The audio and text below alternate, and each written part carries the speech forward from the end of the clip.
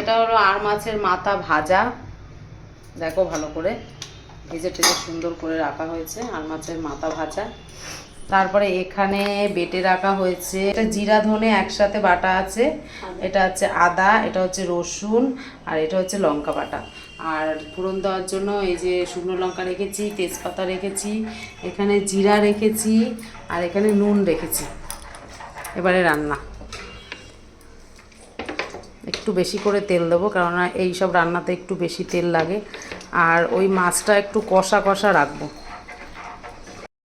দেখো গাইস, এরপরে দিয়ে দিলাম এই দেখো জিরা আর শুকনো লঙ্কা, আর এখানে তেজপাতা রেখেছিলাম, তেজপাতাটাও দিয়ে দিলাম।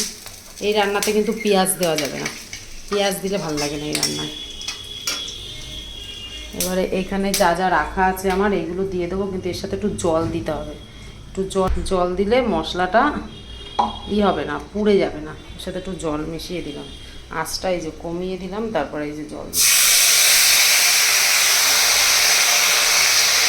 এটা একটু ধুয়ে দেবো। সব মশলাগুলো দিয়ে এই যে কষাচ্ছি, এর মধ্যে দিয়ে দেবো নুন আর হলুদ। মাছ আন্দাজ করে নুন কতটা দিয়েছো বৌদি? ওইটাই অল্প, আর বেশি ঝোলও তো হবে না, কষা কষা হবে, জানি বাবা নুন বেশি হয়ে গেলে। দিলাম হলুদ, একটু কাশ্মীরি দেবো নাকি? ওটা তো ঝাল হয় না, শুধু লাল হয়। না দিলেও হয়, কেননা লঙ্কা তো বাটা আছে। বলো, শাক দিতে হবে না, কালার এমনি হয়ে যাবে।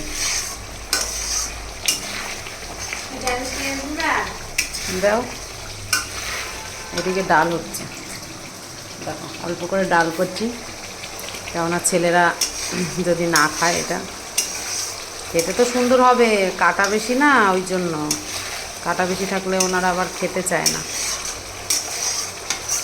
যেই দেখবে ঝোলটা টেস্টি হচ্ছে তখন বলবে মা শুধু ঝোল দাও, কাটাগুলো বেছে বেছে দাও। এটা বড় মাছের মাথা তো, এর মধ্যে মাছও আছে, অনেক মাছ আছে। মশলাটা কষানোটা দেখে মনে হচ্ছে এখান দিয়ে তুলে একটু খেয়ে নিই।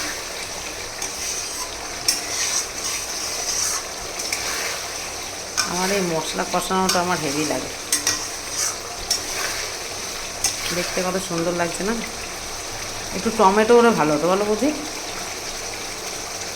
আছে আছে আছে, তো দাও, একটু কুচি কুচি করে দিয়ে দাও, তাহলে সিদ্ধ হয়ে যাবে। আঁচটা তাহলে একটু কমাই দিই, টমেটো তখন কাটতে থাকবে।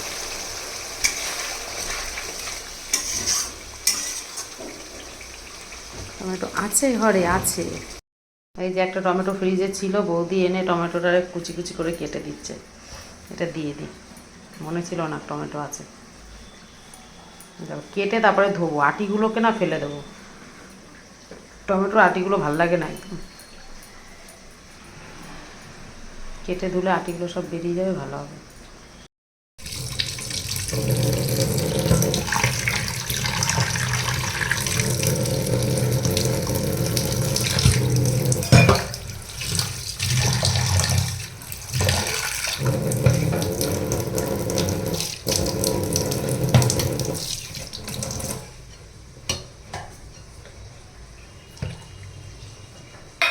টমেটোর আটিগুলো ফেলে দিলাম।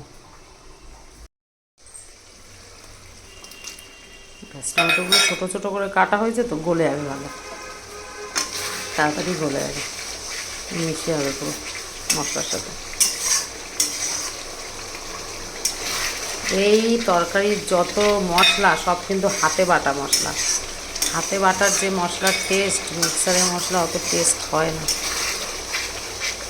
বৌদি এখন পেঁয়াজ টেয়াজ কাটছে, পেঁয়াজ আর রসুন, এই ডালে পেঁয়াজ রসুন ফোড়ন দেবো। পেঁয়াজ রসুন ফোড়নের ডালটাও একটা অন্যরকম স্বাদ, ভালো লাগে বেশ খেতে। আহ কি দারুণ কালার, লাইট জ্বলছে না ঘরে তাই এত সুন্দর কালার, লাইটটা একটু জ্বালিয়ে দিত, কাশ্মীরি লঙ্কাগুলো দিলে তো আরও লাল হয়ে যেত। এই কালারটাই ঠিক আছে, বলো? এর মধ্যে একটুখানি গরম জল দিয়ে দেবো, ওই মাছগুলো যাতে একটু ভালো সিদ্ধ হয় তার জন্য। একটু গরম জল বসাই দেবো ওই পাশে। হ্যাঁ, এই টিফিনকে এটা করে অল্প একটু গরম জল দিই।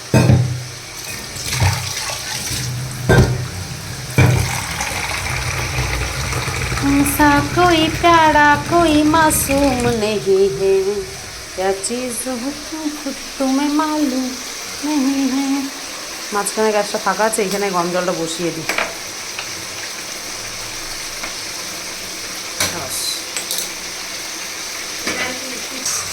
কালকে রাতে গিয়ে আমরা ওই 8 ট্যাংরা মাছের মাথাটা কিনে এনেছি।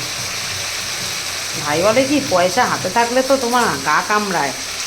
হ্যাঁ, গেছো এমনি বৌদিরে আগায় দিতে, আর এসে দেখি মন্দিরে বসে রয়েছে, এই দোকানের ঝাপ খোলা আর মন্দিরে বসে আছে, মুখ টুক দেখি অন্ধকার। হ্যাঁ, বলে কি তোমারে পাঠানোটাই আমার ভুল হয়ে গেছে। এবারে আমি বলছি যে আরে একটু ওই মাছ দেখলাম, কালকে কি রান্না করবো, মাছটা দেখে ভালো লাগলো, নিয়ে আসলাম। এই আর মাছের মাথা তো সবসময় পাওয়া যায় না, দেখিও না, এখন বাজারেও যাওয়া হয় না। তা বলে দেরি করে আসতো শুধু তাই, বাইক নিয়ে স্কুটি নিয়ে গেছো, কোথায় কি হয় কি না হয়, রাত্রির 11টা বাজে, সে চিন্তা করছিলাম। তারপরে একটা ধাক্কাও তো খেয়েছি, বলো, বলছি পরে আমি যে এরকম ধাক্কা খেয়েছি, বৌদিকে এরকম ধাক্কা লেগে গেছে, হাতিতে লেগেছে বৌদি, এটা হয়ে গেছে। এর মধ্যে জল দিয়ে দিই, সারাশি কই গো, দেখো জলটা দিতেও বেশি জল না, অল্প জল, এখানে বেশি জল দেবো না, একটু মাখা মাখাই রান্না হবে।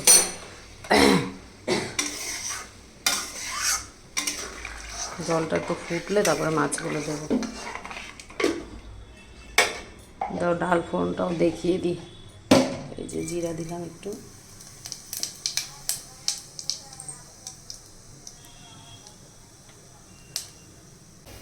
মাছগুলো দিয়ে দেবো, মাছের মাথাগুলো সবই কাটা, বলতে গেলে মাছের মাথা বলে কথা। যারা যারা খাওনি আর মাছের মাথা একবার রান্না করে দেখো, হেভি লাগে খেতে। এটা হচ্ছে বাগার মাছটা, না পুরো হলুদ দেখতে একদম, যা দারুণ না। এখন কীরকম আমার রান্নাটা হবে সেটাই হচ্ছে ব্যাপার।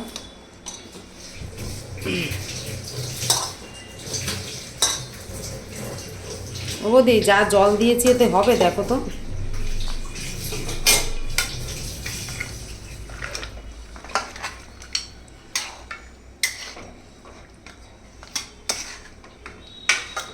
ঢেকে রাখবো, এই দিয়ে একটু করে ঢেকে রাখি, বলো হয়ে যাবে না? হ্যাঁ, ঢাকনা দিয়ে ঢেকে দিই, এবার হতে থাক। আঁচটা প্রথমে একটু বাড়িয়ে দেবো, তারপর কমিয়ে দেবো আঁচটা। ঢাকনাটা উঠিয়ে দেখবো কি অবস্থায় আছে, দেখো ফুটছে ফুটছে। এবার আঁচটা একটু কমিয়ে দেবো, আস্তে আস্তে হোক, রান্নাটাকে নামিয়ে তোমাদের সাথে শেয়ার করছি। এই মশলাটা করে তারপরে ওর মধ্যে দিয়ে দেবো। দুটো শুধু এলাচ নিয়েছি, একটুখানি দারচিনি আর 3-4টে লবঙ্গ, এটাই আছে, গরম মশলা আর কিছু নেই। যাই হোক, এটা বেটে দেবো, এটাতেই হবে, এটাই ভালো লাগে।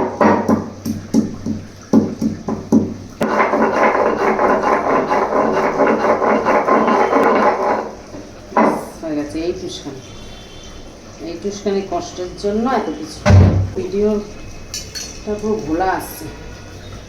এই দেখো, হাতায় তুলে নেবো, কারণ দিতে সুবিধা হবে। এই দেখো, এটাকে এইভাবে দিয়ে দিলাম, ভালো করে নাড়িয়ে দেবো যাতে মিশে যায়। বেশি এমনি নাড়াইনি মাছটা, ঝোল পড়ে যাবে।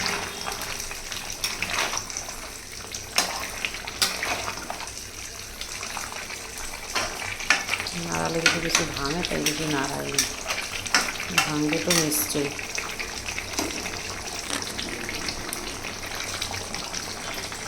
বন্ধ করে দিলাম, দিয়ে অফ করে দেবো, এইভাবে থাক। আমার মাছটা রান্না হয়ে গেছে, ছেলেকে খেতে দিলাম। ছেলে তো দেখে খুব খুশি।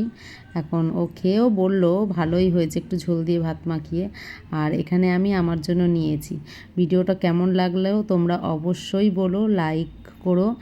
আর ভিডিওটা ভালো লাগলে একটা কমেন্টও করে দিও। টাটা বাই বাই, দেখা হবে পরের ভিডিওতে।